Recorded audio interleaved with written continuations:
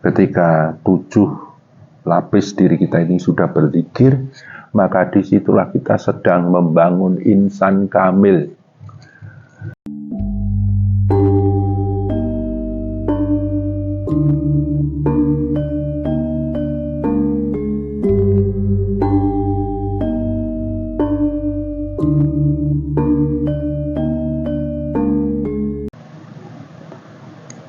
Sedulur-sedulurku kabeh, awake dhewe wis akeh diajari zikir.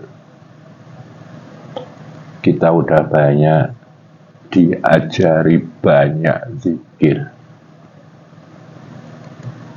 Zikir tentang menghadapi kegelapan, zikir menghadapi kesulitan, zikir menghadapi keterhimpitan. Kemudian zikir agar tertata keadaan, tertata dunia kita. Kenapa diajarkan itu?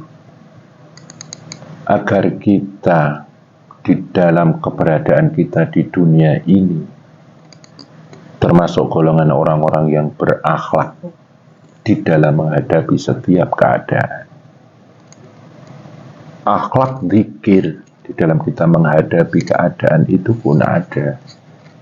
Makanya zikir ketika sedang gelap, sedang sulit, sedang terhimpit, sedang menata, itu semuanya diajarkan dan udah banyak. Selanjutnya, kalau kita sudah bicara thariqah, itu semuanya kita anggap selesai dulu. Doa orang-orang yang sedang berthariqah cuma satu, agar kita menemukan ridhanya Allah. Hanya Allah yang kita tuju. Ilahi anta maqsudi wa ridhaka matlubi. Salah satu contoh doanya adalah bukan lagi agar dagangan laris, bukan lagi agar yang gelap menjadi terang, bukan lagi yang sulit menjadi gampang, bukan lagi yang punya hutang terselesaikan, bukan lagi. Doa kita meminta kepada Allah, berharap kepada Allah agar zikir kita menjadi perjalanan menuju taqarruban. Doa kita kepada Allah saat mau menjalani zikir thariqah adalah, ya Allah, jadikanlah zikir kami ini menjadi satu perjalanan kami untuk selalu lebih dekat dan lebih dekat kepadamu. Dan akhirnya kita menembus kepada alam qurbah. Dan kita menjadi golongan-golongan muqarrabin. Orang yang dekat dengan Allah. Dan menjadi kekasih Allah. Allah mengasihi kita. Kita tunduk dan sujud kepadanya.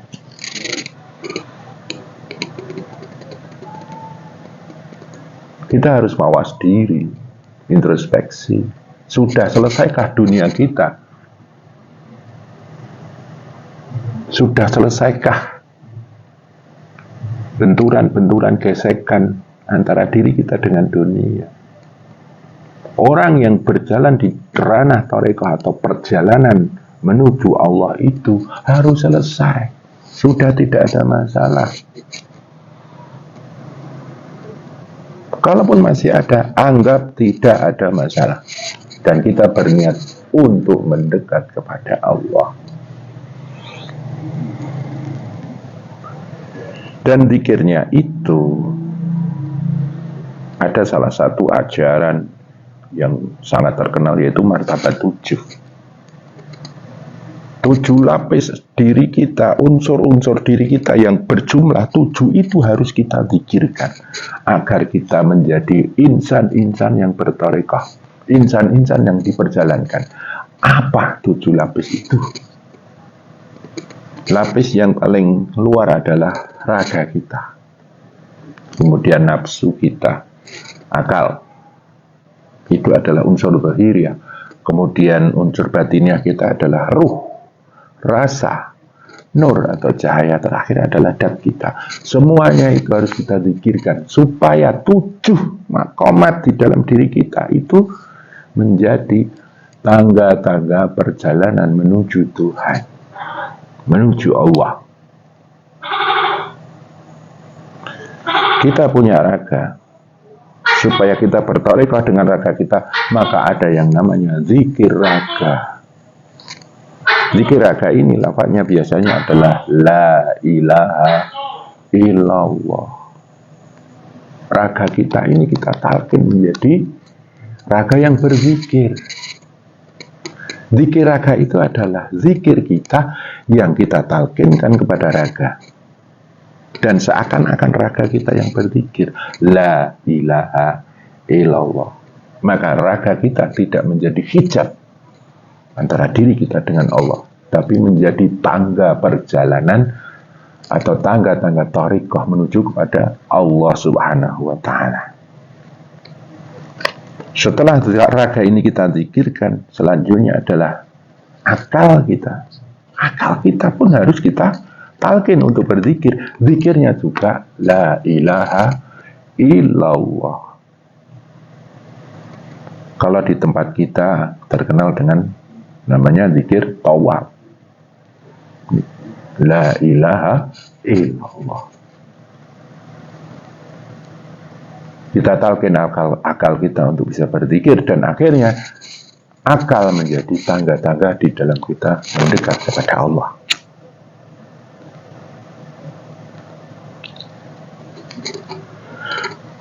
Lapis selanjutnya adalah nafsu kita.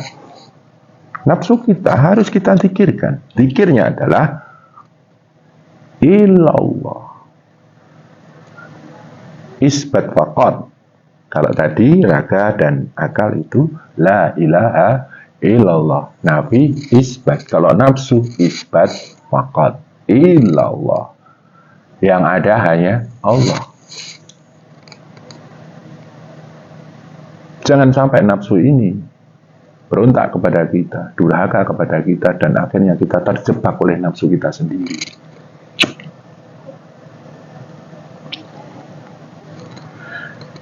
Di dalam hukum-hukum perjalanan, nafsu harus kita talqin untuk berzikir kepada Allah. Dan seolah-olah nafsu kita yang berzikir. Illallah, illallah. Hanya Allah yang ada. Setelah itu, seandainya raga, nafsu, dan akal kita sudah zikir, berarti unsur zahiriyah kita sudah bertarekah. Baru selanjutnya adalah unsur batiniah kita. Selanjutnya adalah ruh. Ruh itu zikirnya adalah Ismul A'zam. Allah, Allah, Allah, Allah, Allah. Itu zikirnya roh. Dan hubungannya dengan roh ini biasanya berhubungan dengan zikir nafas. Karena roh itu masuk ke tubuh kita, namanya nyawa. Gerakannya namanya nafas. Roh itu bergerak di dalam diri kita untuk menghidupi dari ujung rambut sampai ujung kaki.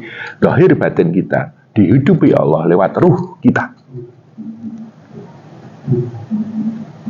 Maka di dalam pergerakannya ruh atau nafas kita ada yang namanya zikir nafas. Ismul A'zam zikirnya.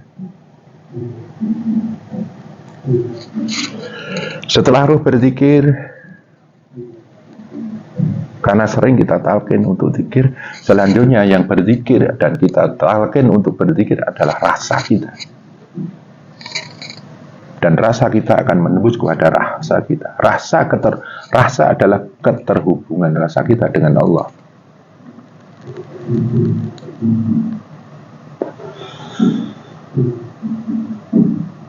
Rasa ini zikirnya adalah ismu zat.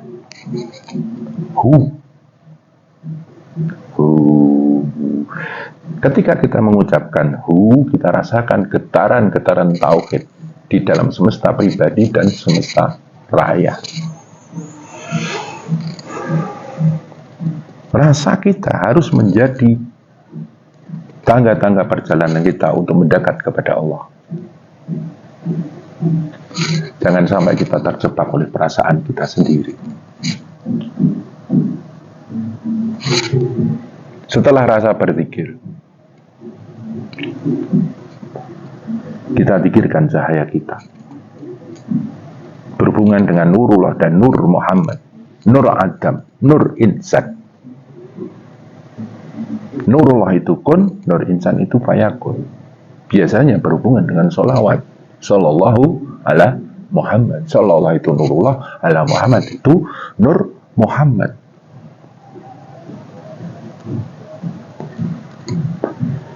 Akan tetapi dalam tata laksana zikir itu masing-masing majelis mempunyai formasi zikir sendiri-sendiri, mempunyai satu ramuan zikir tersendiri. Ini hanya kita bicara dalam pemahaman awal dulu, pemahaman sederhana dulu. Dan yang terakhir adalah dat kita. Sunan Geseng, muridnya Sunan Kalijogo, zikir tertinggi adalah diam. Maka dikatakan ada zikir suwung, karena sudah tidak ada sebutan di sana. Bila harfin, bila sautin. Kalau sudah bicara alam suwung, jangan dijelaskan. Karena kita salah, akan salah menjelaskan. Otak kita, pemahaman kita tidak akan mampu menerjemahkan hal-hal yang ada di sana.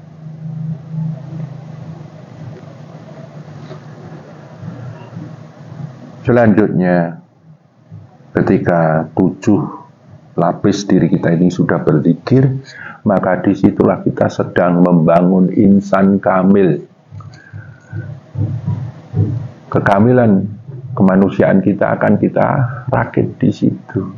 Semuanya berzikir kepada Allah.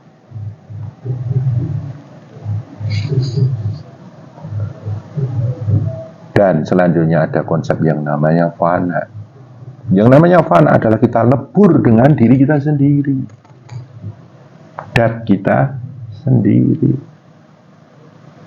Disitulah kita akan menemukan yang namanya aku sejati, sejatinya aku. Selanjutnya yang kita tempuh adalah fanaul fana. Ketika kita lebur dengan diri kita lebur dengan datullah. Itulah fanaul fana. Dan kalau sudah kita bicara zikir thariqah,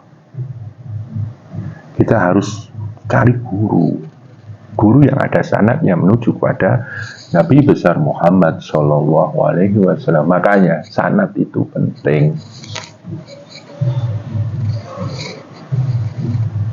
Zikir yang tidak bersanad ya kurang maksimal. Monggo, kalau panjenengan semuanya masih punya masalah dengan duniawiyah, banyak zikir yang sudah diajarkan. Lakukan, istiqomahkan, dawamkan, sehingga engkau menutup keadaan duniamu dengan husnul khotimah. Engkau hadapi dengan hal yang baik, mau buruk keadaanmu, mau enak, mau gak enak keadaanmu, sikapilah dengan baik. Agar engkau menjadi orang-orang yang husnul khotimah, menutup semuanya itu, menghadapi semuanya itu dengan baik. Berani mengawali, harus berani mengakhiri. Awal akhir harus kau hadapi dengan sebaik mungkin. Itulah inti dari ketakwaan.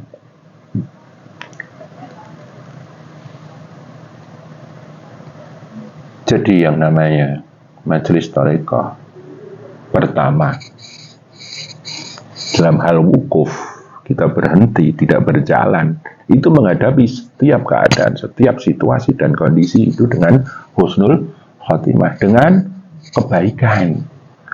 Ketika kita diperjalankan, hanya Allah yang kita harapkan, Allahus Shomad.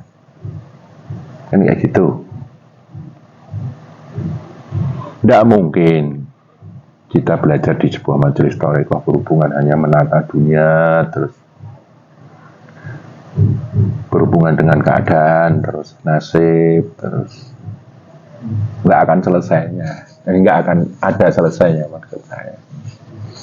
Nah, panjenengan yang sudah lama ikut majelis ini, monggo sedikit-sedikitlah kita coba zikir tarekat, zikir murni yang tujuannya hanya agar diperjalankan. Doanya pun meminta kepada Allah agar diperjalankan zahir batin kita, jasmani dan rohani kita, untuk menembus alam